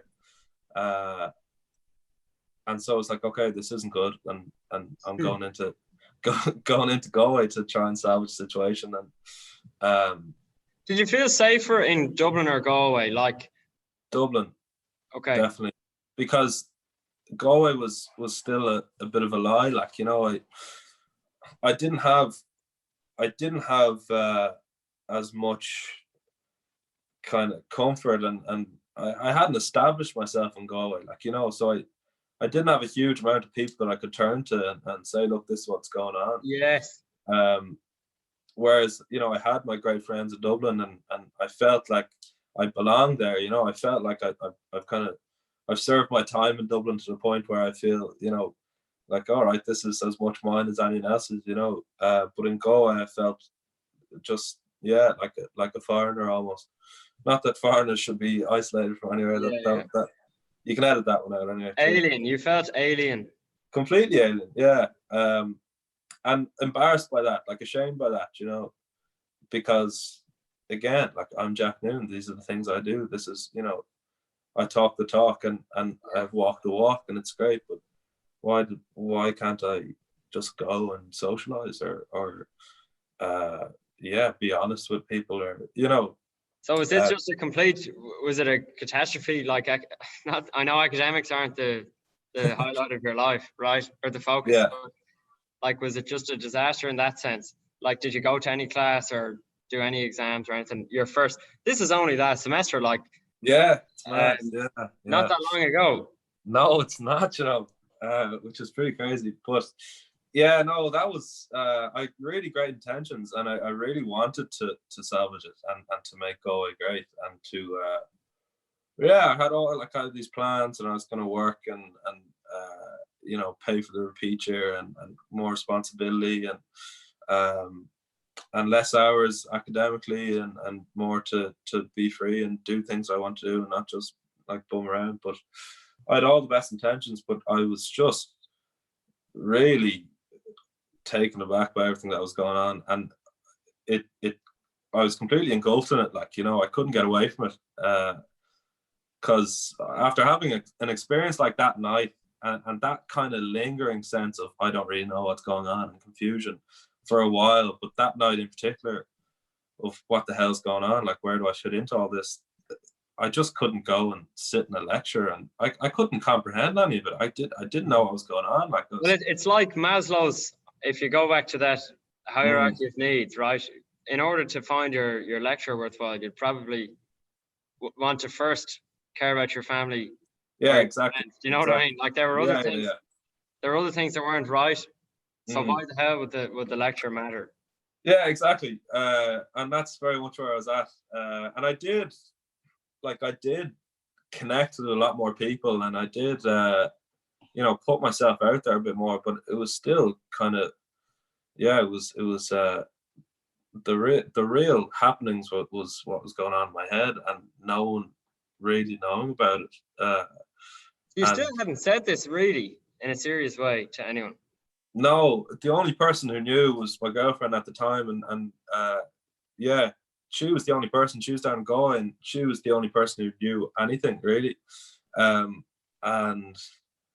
because I still didn't know what was going on, but I knew at that stage like things were pretty bad, and that's not right, and I shouldn't be feeling like this, and so anyway, time passes, and things get worse and worse, and I just have like bad nights of like sleep goes out the window, and nights of just what is this all about, and what's the point of any of it, and just a complete existential crisis, like to the point where it got to a stage it was like, right, I need to get help. I need to get help. I need to sort this out. And I remember I said to my mom, I was like, yeah, look, I think I want to go see a counselor, and she was like, really? Yeah, like that's great, like, because it's something that she'd been pushing ever since Dad died, I just think it's a good thing, and but very casually it was like, yeah, no, that's a good idea, like you've a lot going on, and that kind of stuff, and I was like, yeah, but I didn't tell her anything, like I really was just like, yeah, I think it would be good for me, kind of thing, like, again with the mask on type thing. And I went to the counselor, and soon realized that, yeah, this is pretty serious and this is not good. What's going on in my mind is it's basically just unraveling, and I'm not well. And then after a couple of weeks with her, she was like, I think you should go to the GP and see what they're saying. And we both kind of knew at that point, it's like, right, you're going to be diagnosed as clinically depressed, and antidepressants will be talked about, and that kind of stuff. And that was just I was shook after that, because rewind to first year, little old Jack, like going mad at Shelby, being like, I can't be depressed, to this realization that I'm going to go into a GP and I know what they're going to say, and it's that I'm depressed, and I still don't really understand what that means, or but yeah, so it's funny, and that's how, looking back at it now, it makes a lot of sense how the first and second year, it's so clear in hindsight that is depression, like coming up, and just making itself more and more aware. But at the time, it's just a lot of confusion and a lot of just an absolute numbness, and a very an absolute funk, as I say. So how much do you think you would have experienced this? I know you can't. This is counterfactual history, isn't it? But if your dad hadn't died, how do you think all this would have happened? Have you any idea, or any theories? Let's say. If Dad hadn't died, nothing that I've just told you in the last however long we've been talking for would have happened at all. None of it. I wouldn't be in Galway. I wouldn't have gone to France. Maybe I would have, but in completely different circumstance. I probably wouldn't have done the Camino, which led me then to go to Hawaii, which led me then to go to Israel. You know, Yes. So yeah, it's no, the question is null and void. I'm afraid. Like it's just not an answerable question. Everything would be different. Everything. Yes. And yeah, who knows what that would have looked like. So I remember you had a birthday party planned for, I think, I don't know, was it New Year's Eve? I think it was New Year's Eve. And a funny little personal detail is, like, I never have anything to do on New Year's Eve, just in general. And Halloween is another one. I'm always like at a loss because I suppose I don't have any friends. That's being dramatic. But I'm always delighted to have something to go to. And then you cancelled your party. Yeah, sorry about that now. So you left me. I'm only messing. I think I actually went to Mikey Wilde's. He had a party about a week after his birthday, 8 days actually. So that was where I was. But I would have been, no offense to Mikey, I would have been at Jack's house. Would have been. Yeah. And then you put in a poster, Ivan, maybe on your behalf, saying, "Sorry lads, I'm sick," or something like that. And it only transpired a few months after that you told me, really, it was a sickness that we wouldn't assume, right? Yeah. So what happened there? What happened there was I was kind of in and out of will I, won't I go on these antidepressants, and I didn't like them because me being me, you know, I didn't like the idea of putting these things into my body and being prescribed something very easily, and I felt as if, yeah, I just felt as if they were painkillers, and the way I looked at it was like, if I have a broken leg, I can take painkillers and feel grand, but the leg, you know, won't be healed. I'm not going to fix it. And so it was very conflicting. But I realized I was just too unwell not to be on antidepressants. So I started taking them and had a pretty funky experience with them, kind of up and down. But anyway, get to Christmas Eve. Before that, I'd say I went back from Galway. I went back to Dublin for the Christmas break, and I remember there's 12 pubs on, and I was like, yeah, great, I'm gonna go to 12 pubs, like back with the people I know and have known for years. And I was looking forward to it, and I was looking forward to seeing everyone, but I really wasn't looking forward to being drunk because I didn't have control of my mind at this point. Like it was kind of spiraling, and it was going into very dark places, but I wanted to engage in festivities and that kind of stuff. And so I remember had the 12 nights or 12 pubs, whatever, and was walking home, and I got this experience of zooming out and the Matt Britton carpet night. And I was like, oh, this is not good. And I soon realized, okay, drink's a no-go. I can't drink. Like, it's just, I'm not well enough to drink, and my mind's out of control. And so yeah, no drink. And then I was like, okay, well, I have a wedding coming up, family wedding, a cousin of mine, and I have the 21st, and like, what's going on? I can't drink. And everyone's like, you know, I'm just so unwell, and I'm so confused, and I still haven't really understood what's going on or why I'm in this situation. And I remember then on Christmas Eve, went out for dinner with family and came back, and I was feeling grand, but then as soon as we came back, I got into bed and just felt awful. And like, that's pretty much all I could say about it, because there's no way of kind of articulating how or what even was going on in my mind that night. Like, it was just complete darkness, like complete darkness. No point, no no point anything, no hope, no joy, no love, no nothing, like just complete and utter darkness. And I remember I felt the sickness coming on. When I woke up on Christmas Day, sure enough, I was sick and I had a bad flu. And at that point, I was like, this is great. This is like good relief because I'm physically ill, which is, it's a nice break from not having to worry about my mind for a while. Like I can just focus on a very primal, like get my body well. I'm sick and fight the sickness. And I remember I was too sick to go and do any kind of family festivities or whatnot. So that was great for like me and my depression because I was like, I don't want to see anyone. I can't see anyone. So it was a great excuse. But the sickness just got worse and worse and worse. And I remember at about 6 o'clock. About 6 o'clock, I was just really bad flu and bad temperature and the shivers and all that kind of stuff. But it was just a flu.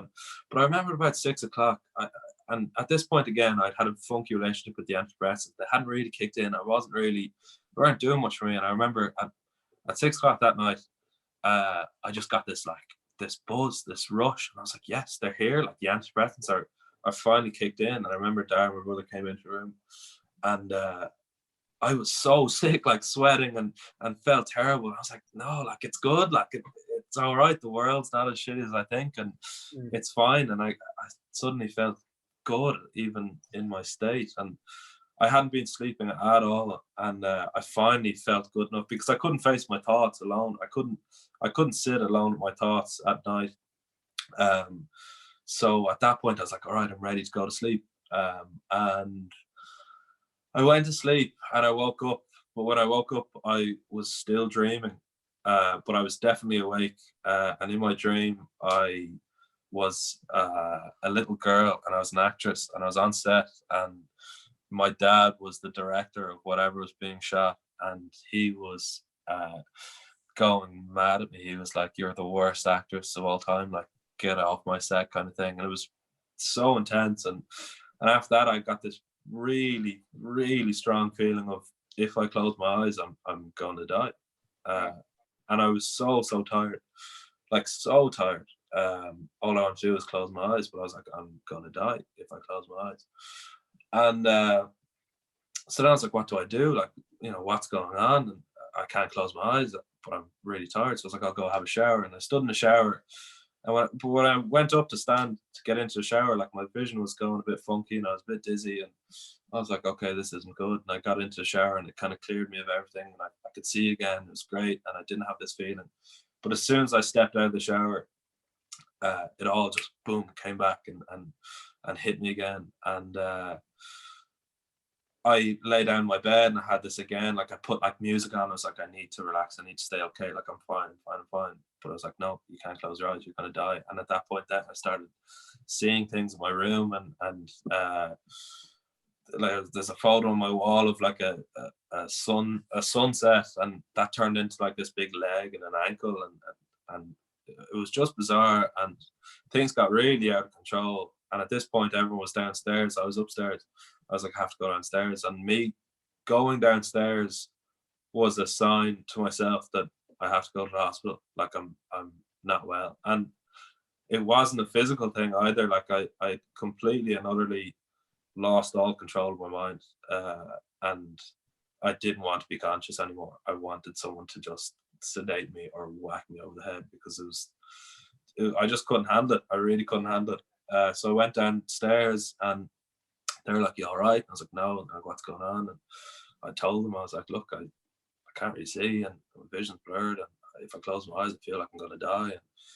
And they obviously started panicking and brought me outside, and I was just kind of sitting there and didn't know what was going on, and brought me back inside, and they were talking about what will we do, like, what the hell do we do in this situation, kind of thing.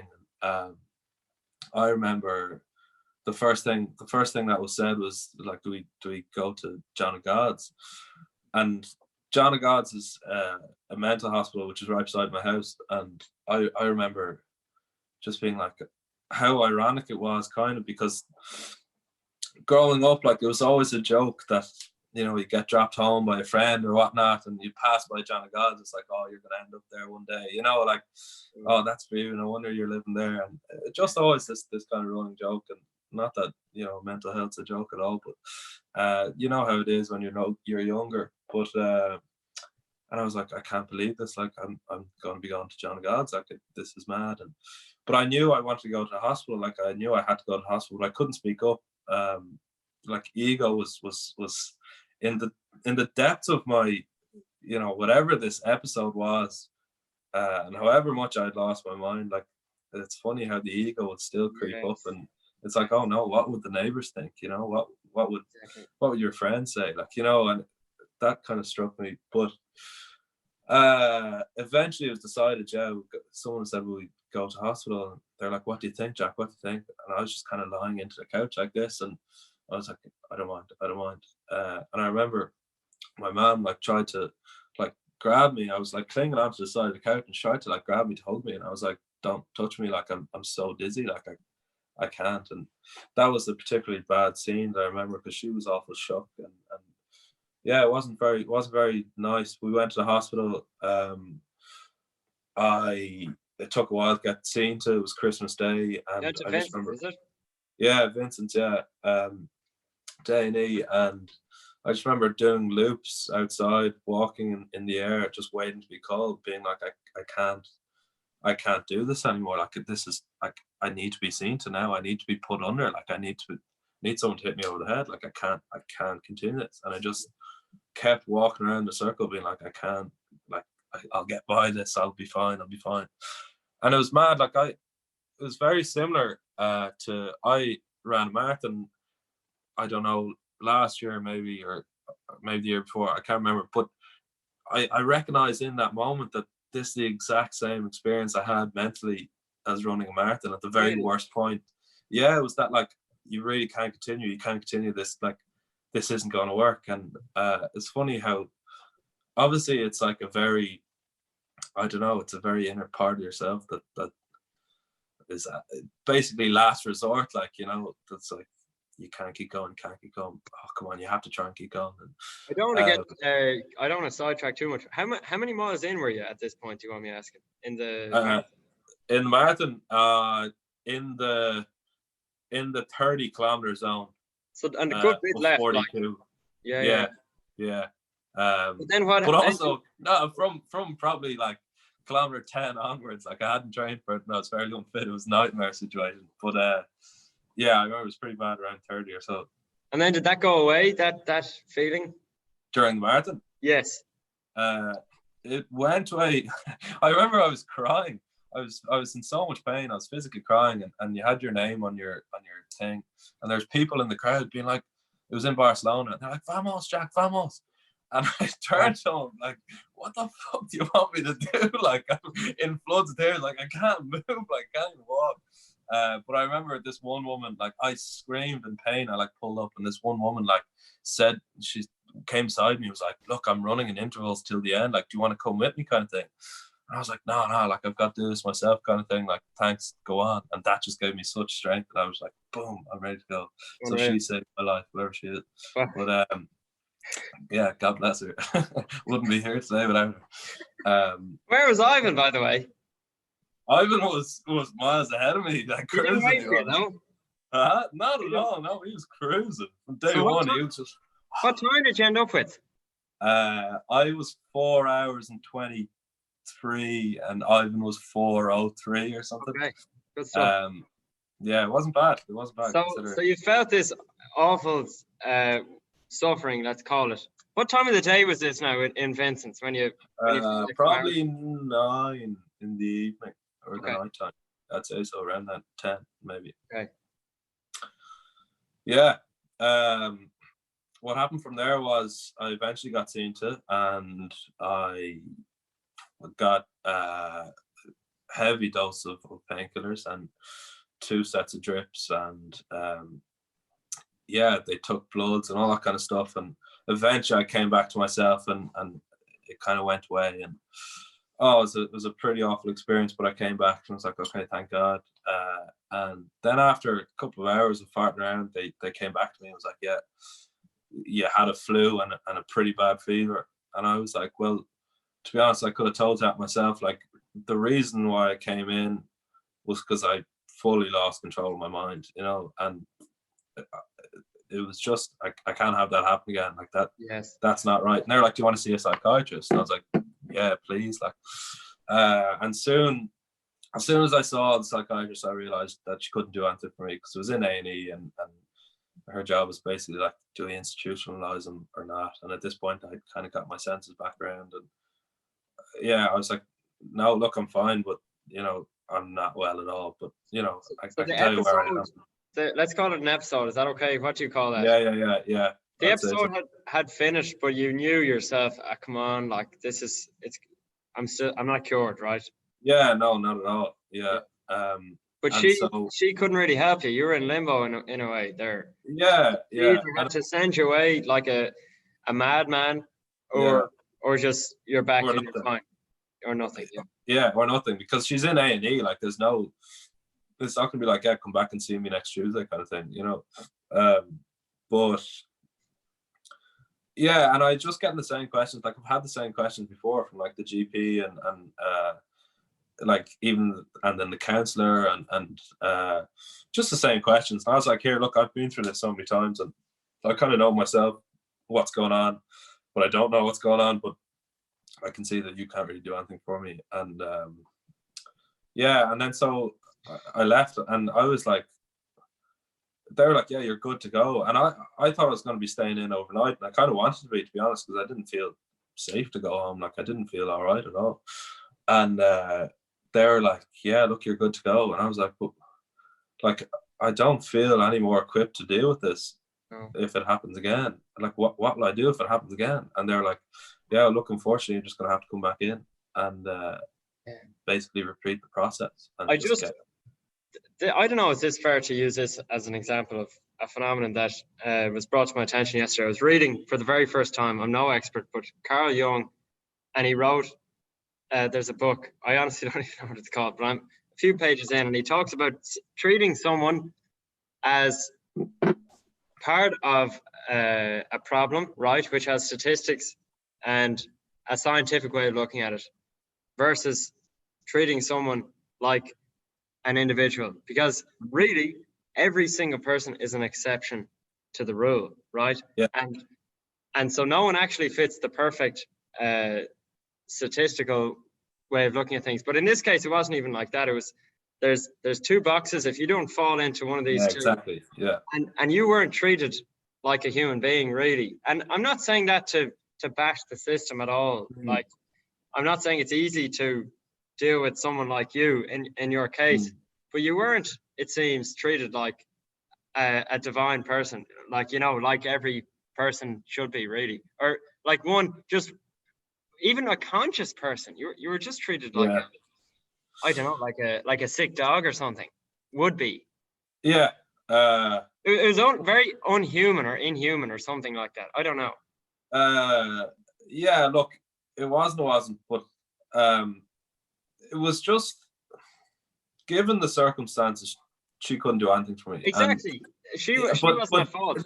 She wasn't at fault, and maybe the system was, but in that situation, what could she have done? Like, what is the alternative? For her to put her hand on my back and say, look, I'm sorry, you're all right, kind of thing. You know, like, there is no alternative. There's nothing she could do for me. And that isn't really a fault of the system. Although I do think there are many faults of the system in that sense. And I've experienced them with other, like, psychiatrists myself. But with that, like, what can you do? You know, what can you do? Yeah, like, she can't do anything for me, and that's fine.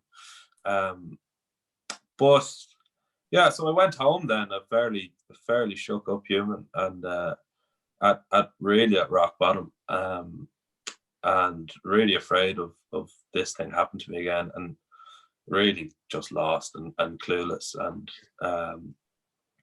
yeah, no, nothing. I had absolutely nothing in those few days. Like, everything was gone. Like, every good memory or every good, you know, feeling or relationship or anything, any bit of love, any bit of hope, any future plans, and everything was just completely gone, and I was just at rock bottom.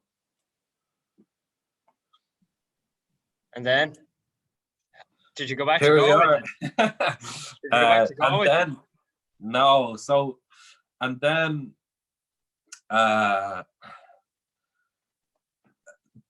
I survived. There was a lot of surviving in that time. And that is why there was no party. I'm sorry for there's the real reason. So how did you communicate that? Did you tell Ivan what had happened, or did you just say, Ivan, listen, can't do this? Like, were you telling your mates? I think I told Ivan and those, and that was it. I hadn't told anyone else really. Yeah, I think it was just that. And yeah, just like, look, how are we going to play this off? Like, just say I'm really sick, I can't do it. And which was it was true just in a weird way, yeah. Which was true. Yeah, it was true. But look, that was the least of my worries at that point. Exactly. Like, Obviously, yeah. everything had crumbled, and yeah, there was just a lot of surviving, and getting through days, and being happy with that, and being comfortable with that, and seeing it as accomplishment, and stripping everything back to the very bare basics, and say, look, I got up and I still can't really enjoy anything, and I still completely lost, but at least I survived this day, and I'll just keep going, and I don't know, maybe one day I might be all right again. And and so time passes by, and what happens then is I have a decision to make on Galway, and I not even a decision to make, because I was just in no position to even think of a decision or what that was, or my life was just completely collapsed and fallen right before my eyes, and nothing made sense to me at all. And yeah, the idea of even going back to Galway or staying in Dublin, like at that time, it just wasn't even a choice. Like, there was just nothing. I had nothing. But over time, yeah, like, I was still on the antidepressants, and they kind of felt them creep in slowly, and I kind of felt myself, okay, maybe I can enjoy this, or maybe I can, maybe there is some light at the end of the tunnel. But towards the end of that, let's call it a season, that Christmas season, I remember still, like, really, really, really depressed, like really bad, and it was awful. Like, it was so horrible and so dark. I remember I had this really strong sensation of something fucking unreal is coming from this. I saw it as a great opportunity, and I always did, like, because after Dad dying, I learned so much, and I became the person, that went on to do the great things that I'm so proud of, with the traveling and everything in between. And I saw how, yeah, it was just a great opportunity for growth and for development, and pain and suffering from my personal experience has just led me to become a better person. So I saw this as an unbelievable opportunity, and I kind of always had that in the back of my mind. I was like, I'm going to be, so brilliant after this. It's going to be great, and I'm going to have great knowledge of myself and the world. But I got this really strong feeling of, something like amazing is coming from this, like really amazing. I didn't know what it was, but I knew I could definitely help people, or something like that, like pass on this information or something. It was really intense, really, really intense. But I was too unwell to. This was before the antidepressants had really kicked in, and I knew once the antidepressants had kicked in, I'd feel numb again. And I hate feeling numb, because I just love feeling. Like, I'd much rather feel than feel nothing at all, whether that's like complete shite and darkness. Like, I'd just much rather feel. And I also wanted to tackle the depression head on. I didn't want to feel like I was just storing it backwards somewhere in the brain, and I was grand again, like the painkiller situation. I wanted to really tackle it and come out the other side, because I saw, I could reap the rewards. But I was also just too unwell to not be on antidepressants. Like, I was just way too unwell, and so I had to sacrifice this feeling, which was really tough for me. And trying to describe that to other people, like, if I didn't sound loopy before, like, I definitely sounded loopy then, trying to, like, really say to people, look, I feel something massive coming from this, and I really can't tell you what it is or in what form, but it's pretty fucking huge, and I'm really excited by it. And that's the only thing in life I'm excited about.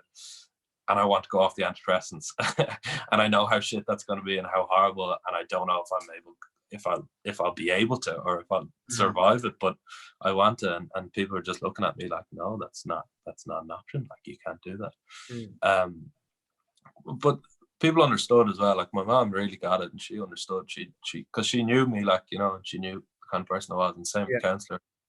But so yeah, it got to the point where I had to make a decision. In my head, it was like, it's either Dublin, scrap, go away completely, and go off the antidepressants and like tackle depression head on, and spend all my time and energy and just put it into fighting depression, like eating well and seeing counselor at least twice a week, and going out, like doing things, and you know, starting new activities and all that kind of stuff, and or else continue and go away and stay on the antidepressants and like feel fine, like feel grand and enjoy it probably, and but not feel amazing, or not feel as if like, I don't know, I felt as if I was owed something from this experience. Like, I hit complete rock bottom, and I suffered as much as I think it is humanly possible to suffer that's not physical pain. And I really believe that. I'm not just saying it. Like, it was disgustingly horrible. And I was like, I fucking deserve something from this. I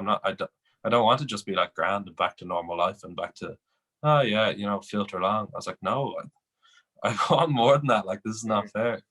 And so I remember I came down to Wexford, here I am now, came down here with the mother, and I tried to go off the antidepressants, like slowly lower my dose. And I just felt like a wave of darkness just come back over me. And any sort of numbness or like slight happiness that I'd gotten back was just completely gone. And it's just like, I can't do it. I just can't do it at all. It's just too much. And so I had to stay on them and increase my dose then. And that's when I decided that I have to stay in Dublin, and I have to scrap everything in Galway, even though I really wanted to continue on. I really want to make amends of the whole situation. But so I came back to Dublin and found myself a counsellor in Dublin, and saw her for 2 hours a week, and basically tried to get myself well. And that's pretty much where we're at. Like, and I remember you said a few weeks ago, I don't know, was it a month or two ago, but you said you had just had to retell your story to a new counsellor. I don't know, is this the one you're talking about? But yeah, you have had to recount all this numerous times. It must be an exhausting thing to do. But then every time is probably, obviously you're not reciting something, right? Every time you're obviously going to inject a different whatever energy in each one, but yeah, does it become a bit repetitive? Like, no, it's really healthy. It's really good for me. You like that? I love it because it's too easy to forget, and I'm afraid of complacency. I'm really afraid of it's my biggest fear of rambling on and not really thinking about things, and not being passionate about things, or not being interested, and just like living your life every day, and being that just, I'm so afraid of that. Like, I think that's the worst, I don't know, the worst imaginable life for me anyway. And the less I think about my story and that whole journey, the easier it is to become complacent and to just drift off. But the more I talk about it, the more I remind myself of what's happened, the more I realize, right, yeah, I am on this mad journey, and I am going somewhere, and it started somewhere, and yeah, it's just really good for me to remind myself, and it's also it's a pretty good story. Like, I enjoy it. Like, it's pretty wacky, and it's pretty wild, and also, like, talking to different people, you kind of, they extract different parts of it from you. And I was talking to Daniel Geary, good friend of mine, and really old friend, and I was talking to him in depth the other day about it. But a lot of it was to do with like my mind and what was actually going on in my mind, and less about the details, because I knew he'd kind of be more interested in that. And so it's just, Whereas like now it's more like I have to give a lot more context and details, and not so much as the inner workings of my mind and what my thought process actually were and stuff. So it's fun to, yeah, like, Gotcha. you know, yeah. You know But your no, audience. it's good for me. Exactly. But why I wonder, what is it that has changed? Was it just your decision really? Because it's half a decision, obviously half an inspiration maybe, that something good is coming. What actually changed from now to a few months ago? I remember we were on the phone. You asked me that, and when I just told you about everything that gone on, and you asked me that, and kind of hesitantly as well. You're like, I hope you don't mind me asking that. And I was like, no, fair enough. And I thought about it for a while afterwards, and the answer I gave today is, or that then, I don't know when that was, is still the same answer I give today. Is that what has changed is that I can enjoy simple things. I can enjoy a sunset, or you know, the birds chirping, or just playing PlayStation, or you know, playing cards, or just watching TV, or having a cup of tea. I can enjoy that, and that's something I never thought I'd get back in my life again. It was just complete darkness and complete uncertainty and isolation, and I really never thought I'd get those things back, and so they're back. And yeah, there's also that sense of I really can do good with this, and yeah, like it's not just suffering for no reason. There's definitely a path to go on. But no, the answer is really is just what's changed is that I can enjoy things again. I can laugh. I can have a couple of beers. I can like smile and laugh away, and get serious, or just be an absolute idiot, and you know. But the adventure goes on, really, doesn't it? Because the adventure goes on, absolutely. Because there's still so much sense that you have yet to make out of all this, isn't there? Oh yeah. Why did all this happen? Yeah, like it's not the you know, the road out of this, and I do see it as a road out, but I don't see this as like, I don't want depression, and I'm not going to let it take over my whole life, or something that I'm going to have to live with for the rest of my life. I'm going to fucking beat it. Like I'm just going to absolutely beat it and say goodbye, and fuck those throw those antidepressants in the bin, and look, you know, I talk loud about antidepressants and whatnot, but I'm a very specific person, and I'm also kind of unique in the way that I think, and as a result of what's happened to me from a young age, kind of thing. But like, if I was working a 9 to 5 or something like that, those antidepressants would be an absolute godsend. Like, you know, they, just because I'm saying I don't like them doesn't mean they're bad, or they're, you know, what works for one person doesn't work for another. That's what I'm saying. I'm not trying to shit on them, or, just for me personally and my goal. But yeah, there's still a lot, like it's still a lot of uncertainty, I still haven't found a lot of answers. I realize that I can't find answers, and I have to stop looking for answers, and I have to just be satisfied with what I have and who I am and the people around me. But yeah, the road is still rocky, and it's still up and down, and it's still uncertain, and I don't know tomorrow if it's going to be a good day or a bad day, but all I can do is just try my best to make it a good day. So during this time of quarantine, all your mates are obviously fairly housebound and can't go to college, or probably can't do their job if they have one. But well, what year are we now? We're in our third year, aren't we? So in August slash September, they're going to go back to their normal lives. And what do you see happening in your life at that time? Or are you not even thinking that far ahead? Is it literally today, tomorrow, and see what happens? I am and I haven't. Definitely trying to put a lot of focus on today, and not even tomorrow, but just today. And just living in the moment. As cliche as that sounds, it's pretty crucial for anyone, no matter what they're doing or what stage you are in life, is to try and live in the moment right now, and not worry yourself about what's going to happen tomorrow or the day after that. But there definitely does need to be something to work towards, because otherwise, what's the point of it? You know, like, so, I mean, the current plan, obviously, it's uncertain times as it is with everyone. But Yeah. I kind of said to myself, right, what's the one thing I've wanted to do, or the one thing that excites me, and that's been hiking the Appalachian Trail in the States, which is about a 6-month hike and through 14 or so different states. And ever since the Camino, I got little hints of it in my ear, and little kind of bits of it, and it'd pop up in different places, and I'd see it and I'd read about it. So that's been the When that goal. happens, isn't it? When you see, yeah, I know what you mean. Yeah. And so, yeah, the plan is I'm just going to work. I'm going to work in somewhere cool, somewhere that I enjoy, somewhere that I'll learn something, and with the goal of setting off next March or April for 6 months to hike. Well, if you make it, does it go down as far as Alabama? No. No, not quite. No. I was gonna say you could pop in for a cup of coffee or something. Yeah, I might do. Yeah, or you could come visit me and hike with me. I might do that actually. Yeah, during spring break or something. In all seriousness. But you've obviously about 4.5 years ago you went on this search for meaning, and I've two things I want to ask you. And I suppose firstly, I think you kind of already have answered it, but I'll just throw it at you anyway. Go on.